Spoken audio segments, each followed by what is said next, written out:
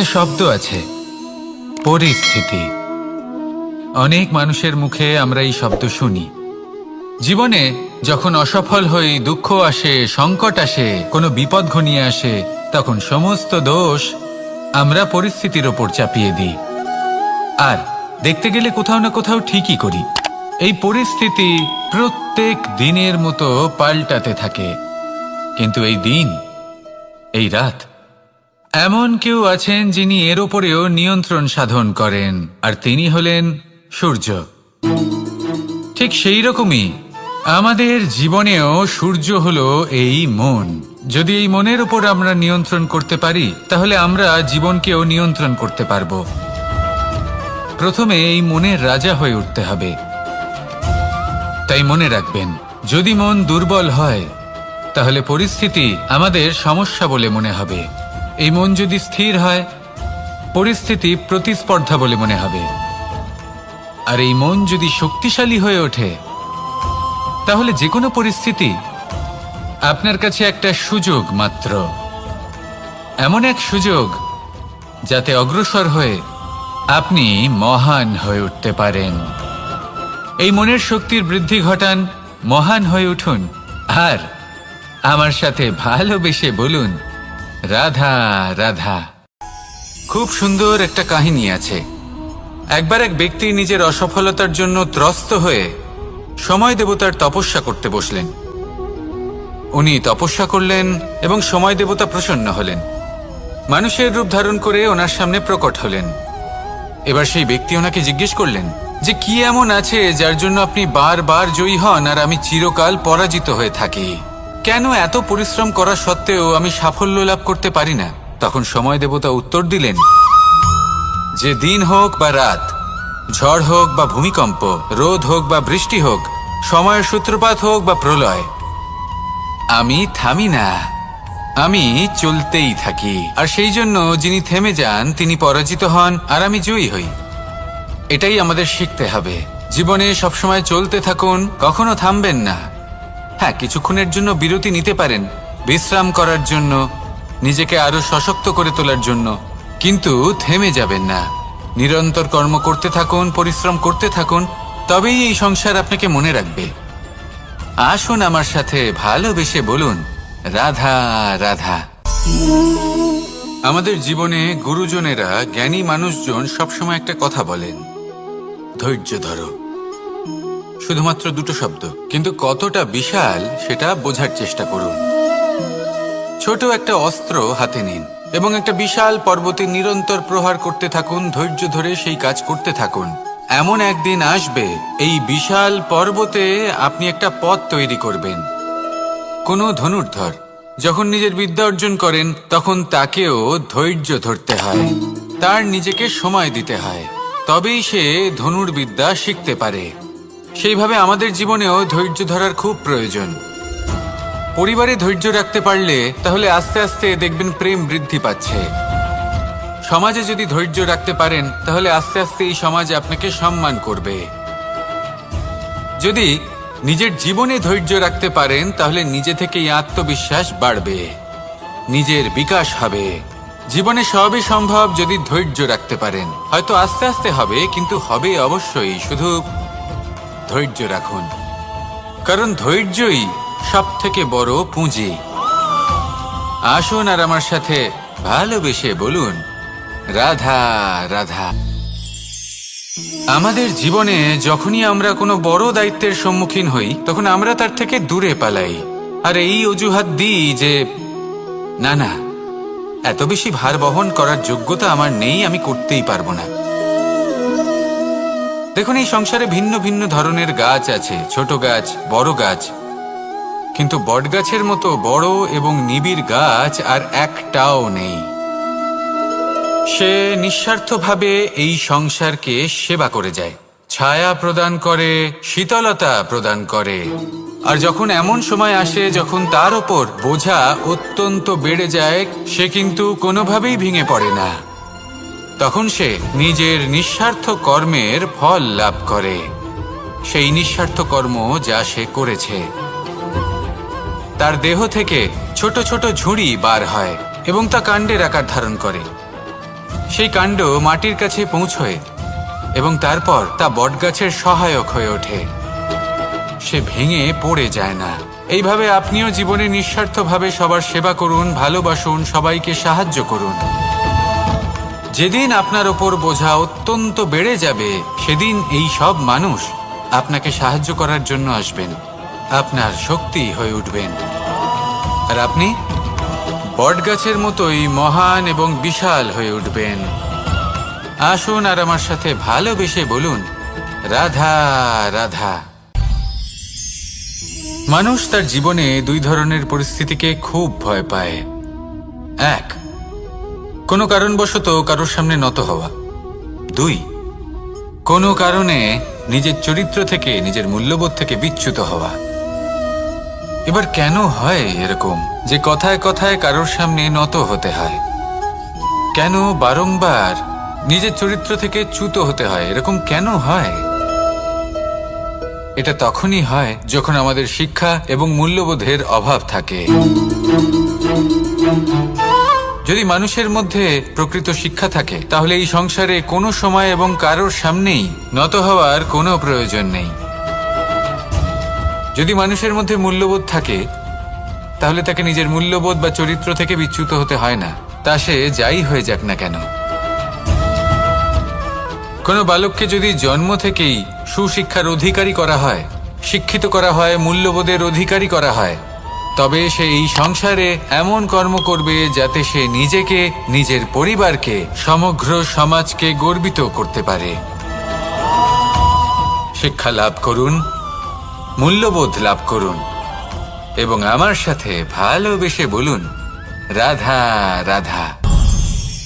আমাদের সকলের জীবনে একটা লক্ষ্য থাকে যেটা আমরা লাভ করতে চাই। ঠিক যেন একটা প্রতিস্পর্ধা বিদ্যমান যে কে সব থেকে আগে নিজের লক্ষ্যে পৌঁছতে পারবে। আর সেই জন্য আমরা সকলেই খুব তাড়াতাড়ি এগোতে চেষ্টা করি, বড় এবং দীর্ঘ পদক্ষেপ ফেলি যাতে তাড়াতাড়ি নিজের লক্ষ্যে পৌঁছতে পারি। কিন্তু এক অত্যন্ত গুরুত্বপূর্ণ বিষয় আছে, সবসময় লক্ষ্য সামনে থাকবে না, কখনো কখনো তা খুঁজতে হয়। এই যাত্রা খুব কঠিন হতে পারে, আর ঠিক এই কারণেই সবসময় দ্রুত গতিতে চলা বা তাড়াতাড়ি পথে চলা সেটা আবশ্যক নয়। তার থেকেও বেশি গুরুত্বপূর্ণ হলো ভেবেচিন্তে তারপর পথ চলা। যদি ভেবেচিন্তে পদক্ষেপ ফেলেন, চলতে পারেন, তাহলে সেটাই সর্বশ্রেষ্ঠ পদক্ষেপ। কখন কোন দিকে যেতে হবে, কখন কোথায় দিক পাল্টানো যাবে না, কখন গতি বেশি রাখতে হবে, কখন কম, কখন থামবো, কখন চলবো, এই সব কিছুর বিষয়ে জ্ঞান অত্যন্ত গুরুত্বপূর্ণ এবং ভেবে চিন্তে চলতেই হবে। সেই জন্য শুধু তীব্র গতিতে সামনে এগোলে চলবে না, ভাবনা চিন্তা করে এগোতে হবে। আসুন আমার সাথে ভালোবেসে বলুন, রাধা রাধা। কখনো কোনো প্রজাপতিকে উড়তে দেখেছেন?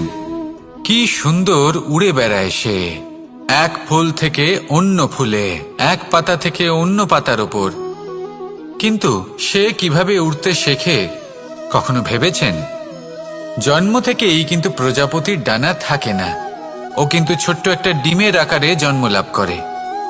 তারপর সেই ডিমটি ভেঙে একটি কীট বাইরে আসে। আস্তে আস্তে সে বড় হয়, ওর শক্তি বৃদ্ধি পায়। তারপর সে সেই কীট দশা ত্যাগ করে নিজের ডানাগুলি মেলে। এই প্রক্রিয়া তার কাছে সরল নয়, অত্যন্ত যন্ত্রণাদায়ক প্রক্রিয়া, কিন্তু সে সেই যন্ত্রণা মেনে নেয়। আর তারপর আস্তে আস্তে সে উড়তে শেখে। শুধুমাত্র আকাশে উড়ে বেড়ায় তা নয়, আমাদের মনের মাঝে উড়ে বেড়ায়। এবার এই ডিম থেকে প্রজাপতি হয়ে ওঠার যে যাত্রা, এটা যতটা কঠিন, ততটাই কঠিন হয় এই সংসারে শ্রেষ্ঠ কর্ম করা, ততটাই কঠিন হয় এই সংসারে মহান হয়ে ওঠা। সেই জন্য প্রয়োজনীয় প্রচেষ্টা এবং সময়। নিরন্তর প্রচেষ্টা করতে থাকুন, পর্যাপ্ত সময় নিন এবং আপনি নিজেকে এই আকাশে উড়ন্ত অবস্থায় পাবেন। আসুন আমার সাথে ভালোবেসে বলুন, রাধা রাধা। পায়েস হলো আমার বিশেষ প্রিয়। এর মধুর স্বাদ মনকে প্রফুল্ল করে তোলে। ছোটবেলায় মা আমার জন্য পায়েস বানাতেন এবং আমাকে বলতেন যে গরম থাকতে থাকতে খেয়ে নে কানাই, ঠান্ডা হয়ে গেলে ভালো লাগবে না।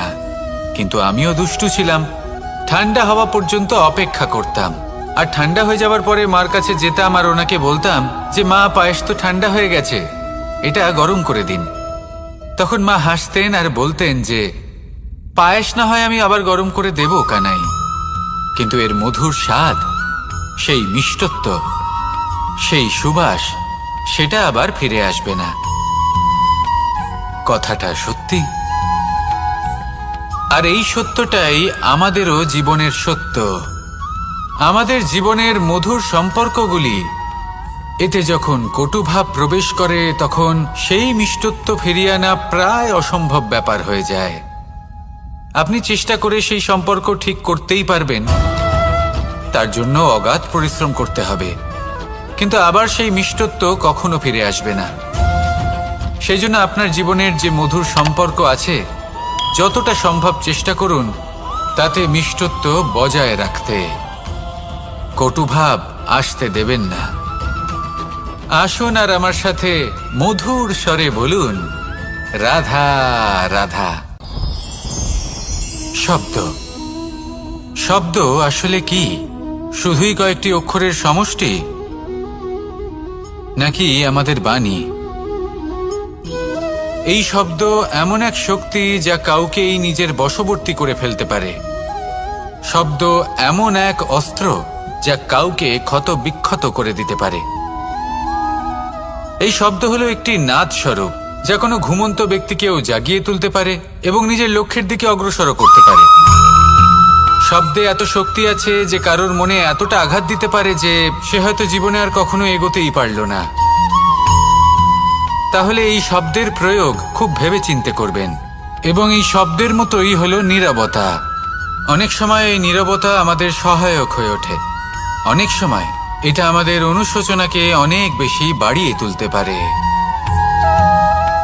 ভীষ্ম পিতামহ, অঙ্গরাজ কর্ণ, যখন দ্রৌপদীর বস্ত্রহরণ হচ্ছিল তখন এনারা নীরব ছিলেন। দুর্যোধনের বিরোধিতা করেননি, ওকে বাধা দেননি। আর তারপর কি হলো সেটা আপনারা সকলে জানেন। দেখতে গেলে নীরবতা চুপ করে থাকা, কিন্তু যদি কোনো দুষ্টের সামনে চুপ করে থাকেন, যদি তার বিরোধিতা না করতে পারেন, তাহলে এই নীরবতাই অনেক বড় পাপের আকার ধারণ করে। মনে রাখবেন আর আমার সাথে ভালোবেসে বলবেন, রাধা রাধা। আভূষণ, কার না ভালো লাগে এই আভূষণ? আমরা পরিশ্রম করি, ধন অর্জন করি আর আভূষণ কিনে থাকি, কখনো নিজের জন্য, কখনো বা তাদের জন্য যাকে আমরা ভালোবাসি, বা তাদের জন্য যাকে আমরা সম্মান করি। হয়তো সেই জন্যই সীতা চূড়ামণি ধারণ করেছিলেন এবং আমি সামন্তকমণি। কিন্তু এটাই কি সেই প্রকৃত আভূষণ যা আপনার মূল্য বৃদ্ধি করে? না। শ্রীরামের আভূষণ হল ওনার নম্র ভদ্র ব্যবহার। মাতা সীতার আভূষণ হল ওনার সততা, ওনার নিষ্ঠা, ওনার ত্যাগ। অর্জুনের আভূষণ ছিল ওনার একাগ্রতা। রাধার আভূষণ ওনার প্রেম। এই আভূষণ কোথাও নেই, আপনার মনে আছে। যদি আপনার মনে মিষ্টতা থাকে, তা শান্ত হয়, তাতে সততা থাকে, নিষ্ঠা থাকে এবং প্রেম থাকে, তাহলে আপনার অন্য আর কোনো আভূষণের কোনো প্রয়োজন নেই। আপনি যতই ভিড়ের মাঝে থাকুন, আপনার ঔজ্জ্বল্য চোখে পড়বে। আসুন আর আমার সাথে ভালোবেসে বলুন, রাধা রাধা। এই সংসারের সবথেকে বড় সত্যি হলো জন্ম এবং মৃত্যু, কিন্তু আরো বড় একটা সত্য আছে, মিত্র এবং শত্রু, যা আমাদের সকলের জীবনে থাকে। মিত্র সে যে আমাদের সঙ্গ দেয় এবং সংসারের সবথেকে উঁচু শিখরে আমাদের নিয়ে যায়, এবং শত্রু সে যে যে কোনো মুহূর্তে যে কোনো শিখর থেকে আমাদের নিচে ফেলে দিতে পারে। এবার বিচিত্র ব্যাপার হলো এটাই যে আমরা নিজেরাই এদের সাথে নিয়ে চলি, নিজেরাই এদের পালন করি। তা কি করে? প্রথমে বুঝুন এই মিত্র এবং শত্রু কারা। আপনার নিজের মন, আর কেউ নয়। এই মনই হলো মিত্র। যখন তাতে ভারসাম্য বজায় থাকে, তা নিয়ন্ত্রিত থাকে, তা পবিত্র হয়। কিন্তু যদি এই মন অনিয়ন্ত্রিত হয়ে পড়ে, যদি আপনাকে সে নিয়ন্ত্রণ করতে শুরু করে, তখন সেই আপনার সবথেকে বড় শত্রু হয়। সেই জন্য এই মনের ওপর নিয়ন্ত্রণ রাখতে শিখুন, এতে ভারসাম্য বজায় রাখতে শিখুন। তাহলে আপনি এমন এক বন্ধুকে পাবেন যে আপনাকে এই সংসারের শিখরে পৌঁছে দেবে। আসুন আমার সাথে ভালোবেসে বলুন, রাধা রাধা। ঈশ্বর আসলে কে? সংসারের বেশিরভাগ মানুষের কাছে ঈশ্বর হলেন এই সংসারের রচয়িতা, পালনকর্তা। কারোর কাছে উনি জ্ঞাতা, কারোর কাছে উনি হলেন আস্থার প্রতীক, আবার কারোর জন্য শুধুমাত্র অন্ধ বিশ্বাস। কিন্তু এই ঈশ্বর কি কোনো শরীর, নাকি একটা বোধ, নাকি শুধুই শ্রদ্ধা? ঈশ্বর হলেন তিনি যিনি হলেন আপনার ইষ্ট। সেই জন্যই তো গুরু, মাতা, পিতা এনাদেরও ঈশ্বরই বলা হয়েছে। যাদেরকে আমরা ঈশ্বর বলে মনে করি, যারা আমাদের ইষ্ট, তাঁরা আমাদের একটি পথ দেখান, একটি দিকে চালিত করেন। সেই পথে চলে আপনি শুভ কর্ম করতে পারেন। আর যখন কোনো ব্যক্তি তার ঈশ্বরের আদেশ পালন করেন, তখন সে নিজে থেকেই শুভ পথে অগ্রসর হয়ে যান। বেশ কয়েকজন মানুষ ঈশ্বরের ওপর আস্থা রাখেন এবং ভাবেন যে অনুচিত কোনো কাজ করা উচিত নয়, ঈশ্বর দেখছেন। ওনারা ভয় পান যে কোনো অনুচিত কর্ম করলে কে জানে তার পরিণাম কি হবে। এমন অনেক ব্যক্তি রয়েছেন যারা ঈশ্বরকে বিশ্বাস করেন এবং জানেন যে ঈশ্বর তাদেরকে দেখছেন। তাই যে যে শুভ কর্ম ওনারা করেছেন তার ফল তারা অবশ্যই পাবেন। এবার আপনি ভয় পেয়ে ঈশ্বরকে বিশ্বাস করবেন, নাকি বিশ্বাসের দ্বারা ঈশ্বরকে বিশ্বাস করবেন, সেই সিদ্ধান্ত আপনারই। কিন্তু হ্যাঁ, যদি আপনার মনে ঈশ্বরের জন্য কোনো স্থান থাকে, যদি আপনার কোনো ইষ্ট থাকেন, যদি আপনি কাউকে ঈশ্বর মনে করেন, যার প্রত্যেক আদেশ আপনি পালন করে থাকেন, তাহলে বলি, ঈশ্বর কখনো আপনাকে অনুচিত পথে চালিত করবেন না। আসুন আমার সাথে ভালোবেসে বলুন, রাধা রাধা। এই সংসারে ভিন্ন ভিন্ন ধরনের গাছ আছে, অসংখ্য ধরনের প্রজাতি আছে। কিছু গাছ পাতা দিয়ে থাকে, কিছু ফুল, কিছু ফল। কেউ ছায়া প্রদান করে, কেউ শীতলতা প্রদান করে, কেউ নিজেকে খুব কষ্ট দিয়ে এই সংসারের বিকাশে সহায়ক হয়ে ওঠে। কিন্তু এই সবার মধ্যে একটা বিষয় কিন্তু সমান, এরা প্রত্যেকেই পাতা ছাড়া, ফুল ছাড়া, ফল ছাড়া জীবিত থাকতেই পারে, কিন্তু কোনো বৃক্ষই শিকড় ছাড়া বেঁচে থাকতেই পারে না।